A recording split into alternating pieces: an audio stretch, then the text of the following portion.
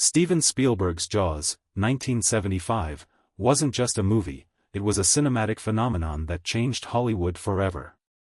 With its terrifying suspense, groundbreaking effects, and unforgettable music, it remains one of the greatest thrillers of all time. But how much do you really know about this iconic film? From on-set disasters to hidden details and behind-the-scenes struggles, here are 15 things you didn't know about Jaws. Before Jaws became a cinematic landmark, it was merely an unwritten idea floating in the mind of Peter Benchley, an aspiring author struggling to pay his bills. In the early 1970s, Benchley was a freelance writer, barely making ends meet.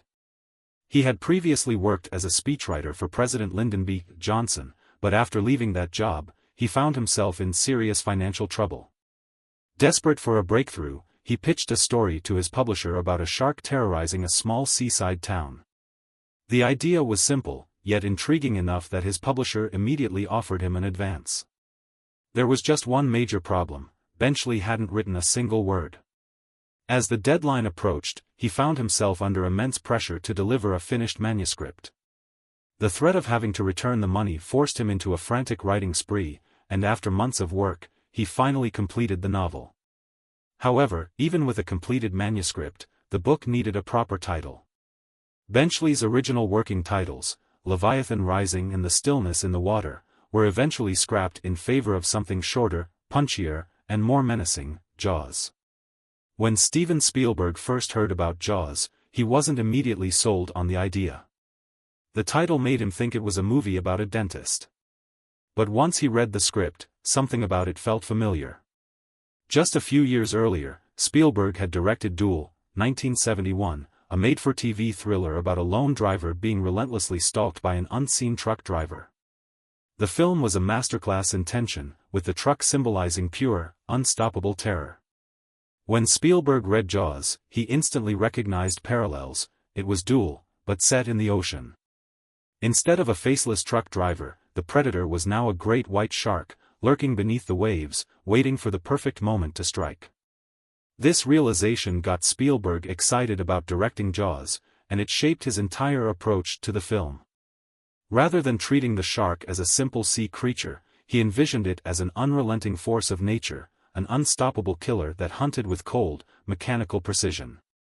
This decision was crucial, as it led him to minimize the shark's on-screen presence, using camera angles, music, and suspense to suggest its terrifying existence. Spielberg later admitted that if the shark had worked properly, he probably would have shown it more often. But because the mechanical shark, nicknamed Bruce, was constantly malfunctioning, he was forced to hide it for most of the film. This unexpected limitation actually improved the movie, making the shark feel even more menacing. Even though Jaws would become the film that launched Steven Spielberg into Hollywood stardom, he almost walked away from the project before filming even began. After landing the directing job, Spielberg had serious second thoughts. He had just finished Duel, 1971, a suspenseful thriller about a lone driver being terrorized by a mysterious truck, and he worried that directing Jaws would pigeonhole him as a monster movie director. He feared getting stuck making lowbrow thrillers instead of serious films, and at one point, he even considered quitting to direct Lucky Lady, 1975, instead. Producer David Brown had to convince him to stay, assuring him that Jaws had the potential to be more than just a creature feature. But even after Spielberg committed, there was another problem: the script. Author Peter Benchley wrote 3 different drafts, but Spielberg found them flat and lacking emotional depth. The film needed sharper dialogue, stronger character development, and more realism. To fix this, the script was rewritten multiple times by Howard Sackler, Carl Gottlieb, and even John Milius. In total, Jaws had at least 6 writers, with new ideas being added constantly, even during filming. Despite the chaos, all of these last-minute changes ended up improving the movie. The tighter script, combined with Spielberg's suspense-driven direction, turned Jaws into something far greater than just another monster movie. While the shark was the star of Jaws, finding the right human actors proved to be a nightmare. Almost every major role went through multiple casting choices, last-minute negotiations, and unexpected surprises. For Chief Martin Brody, Robert Duvall was the first choice, but he wasn't interested in playing the sheriff. Instead, he only wanted to play Quint, which wasn't an option. Then, Charlton Heston lobbied hard for the role, but Spielberg rejected him, fearing his larger-than-life persona would make Brody less relatable. In the end, Roy Scheider got the role, but in the most unusual way. He overheard Spielberg talking about Jaws at a party, interrupted the conversation, and begged for an audition. His persistence paid off, and he became the perfect choice for Brody. The casting of Quint was equally chaotic. Sterling Hayden and Lee Marvin were both approached, but neither accepted. Robert Shaw initially hated the book and refused the role. However, his wife and secretary convinced him to reconsider, and he eventually changed his mind. For Hooper, several names were tossed around, including Jeff Bridges and Jon Voight. But in the end, it was George Lucas who suggested Richard Dreyfuss. At first, Dreyfuss turned it down, thinking the role wasn't for him. However, after seeing himself in another film and hating his own performance, he panicked and begged for the role, hoping Jaws would help him secure another acting job. Filming Jaws on Martha's Vineyard should have been an exciting experience for everyone involved, but Robert Shaw had other ideas. Known for his rough personality and sharp tongue, Shaw made himself less than welcome in the small, seaside town that became Amity Island. During an interview, he made a shocking remark about the town's residents, claiming there was more incest there than anywhere else in America. Unsurprisingly, this didn't sit well with the locals, many of whom were already frustrated by the disruption caused by the film's production. But Shaw's biggest conflict wasn't with the town, it was with his own co-star, Richard Dreyfuss. The two actors clashed constantly on set. Shaw, who was deeply method in his acting, often taunted Dreyfuss, insulting his weight and daring him to do dangerous stunts, like climbing the ship's mast in rough waters. At one point, he even threw a glass of whiskey in Dreyfuss's face just to rattle him. Spielberg later admitted that their real-life tension actually improved their on-screen chemistry. The friction between Quint and Hooper felt more authentic because, in many ways, it was real. The true villain of Jaws wasn't the shark itself, it was the shark prop. The mechanical shark, nicknamed Bruce after Spielberg's lawyer, was a total disaster. It was supposed to be a state-of-the-art animatronic, but from the very first day of filming, nothing went as planned. The shark constantly malfunctioned, its motors would jam, its skin wrinkled unnaturally, and worst of all, it often sank to the bottom of the ocean, requiring hours, sometimes days, to retrieve and repair. The crew jokingly renamed the film Flaws, as every scene involving the shark turned into a logistical nightmare. Beyond Bruce's failures, shooting on open water created even more problems.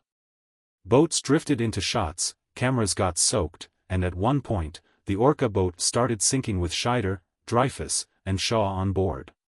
But out of this chaos came accidental genius.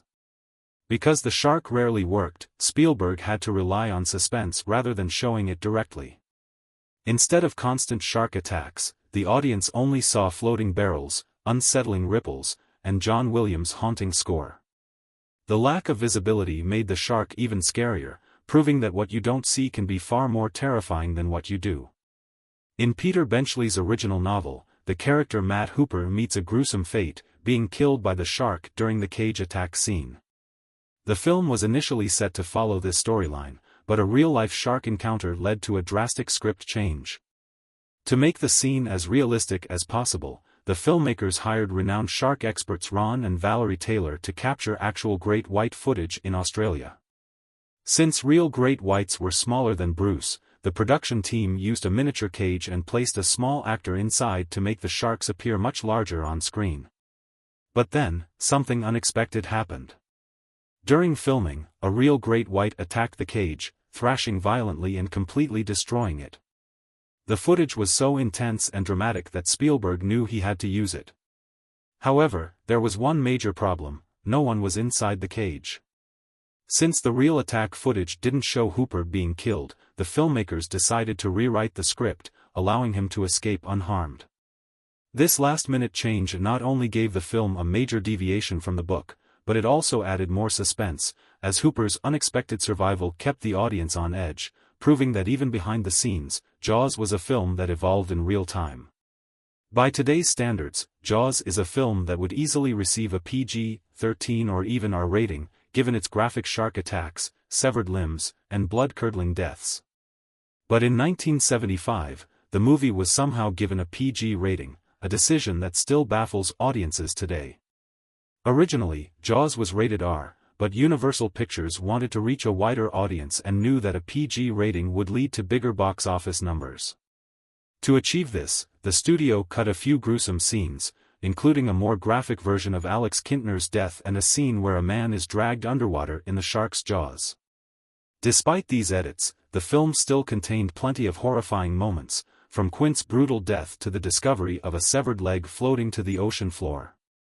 However, since the PG-13 rating didn't exist yet, it was introduced in 1984, Jaws managed to slip through the cracks.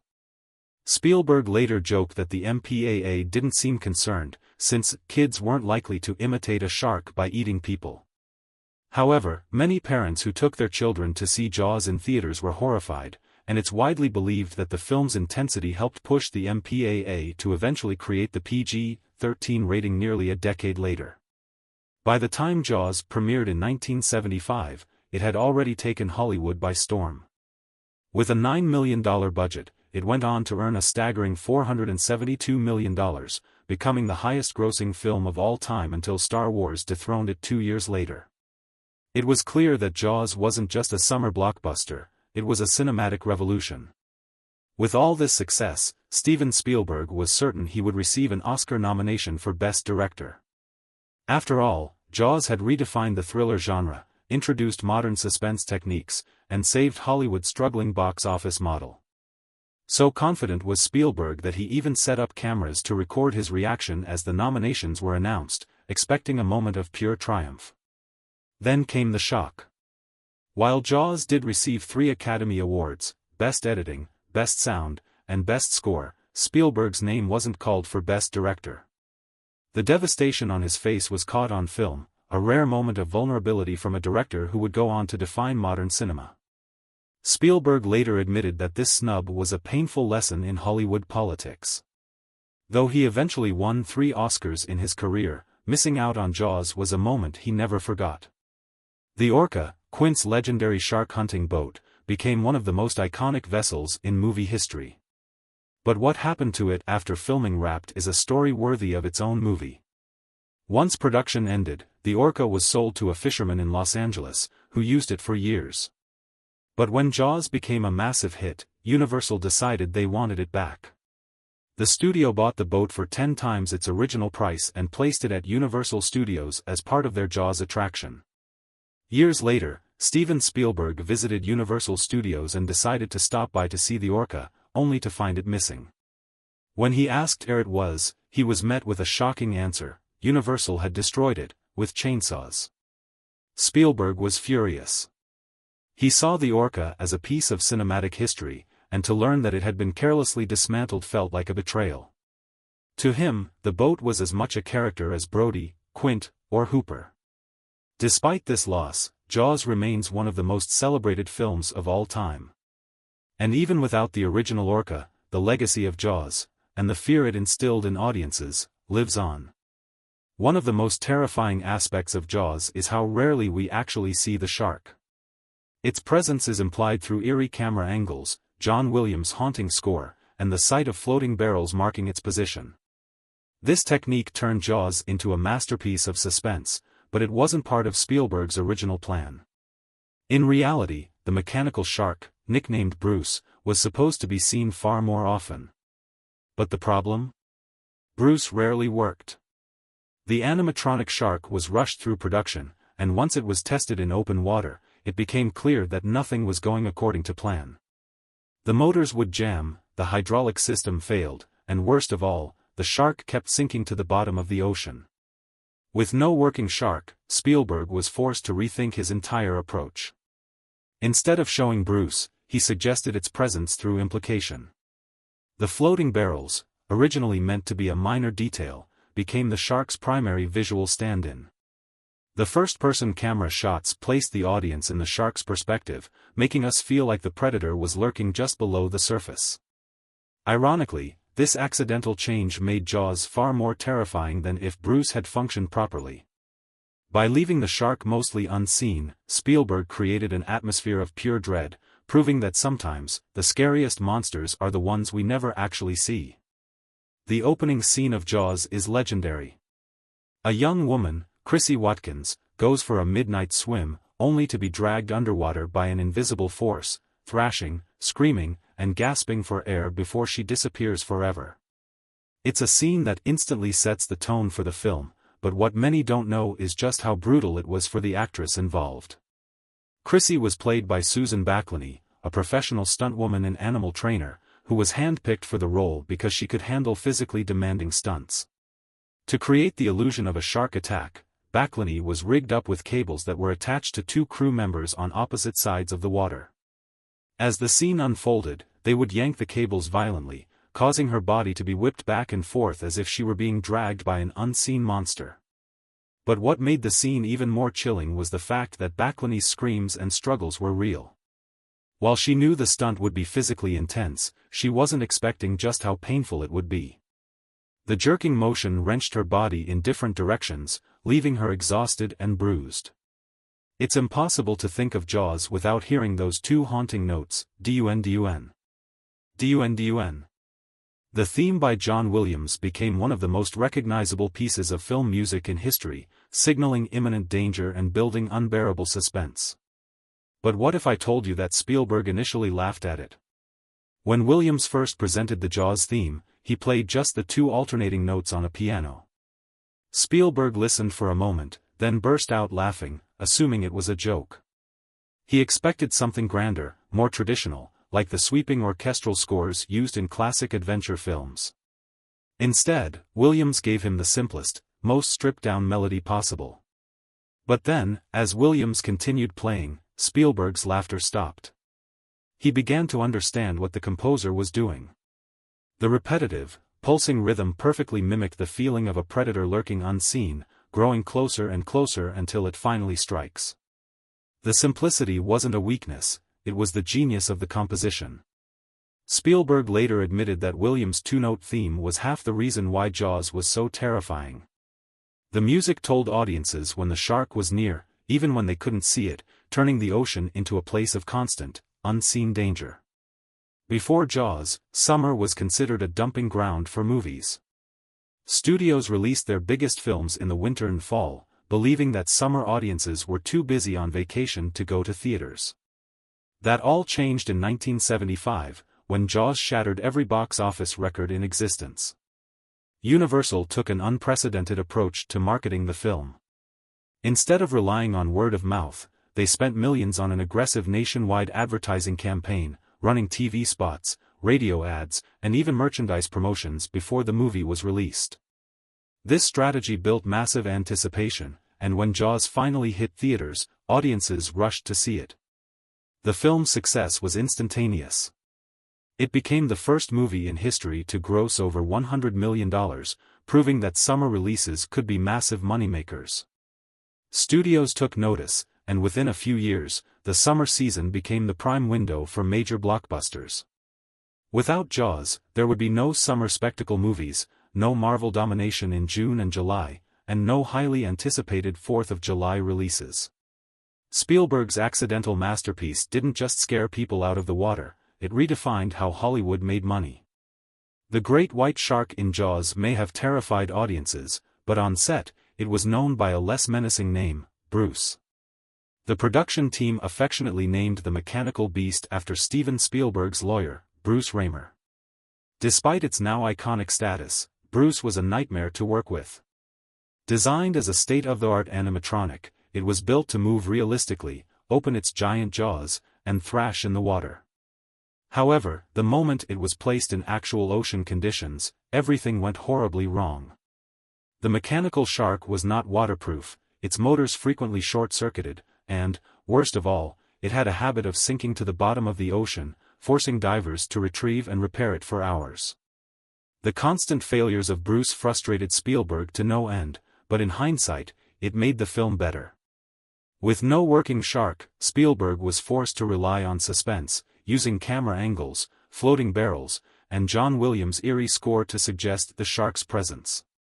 This unintentional shift in approach transformed Jaws from a typical monster movie into a masterclass in psychological terror. Today, Bruce is one of the most famous props in movie history. Even Pixar paid tribute to it, naming the friendly great white shark in Finding Nemo after Spielberg's infamous mechanical menace. Nearly 50 years later, Jaws is still the ultimate summer thriller, proving that sometimes, what you don't see is scarier than what you do. Its legacy continues to inspire filmmakers and terrify beachgoers to this day. Which fact surprised you the most? Let us know in the comments, and don't forget to like and subscribe for more incredible movie facts.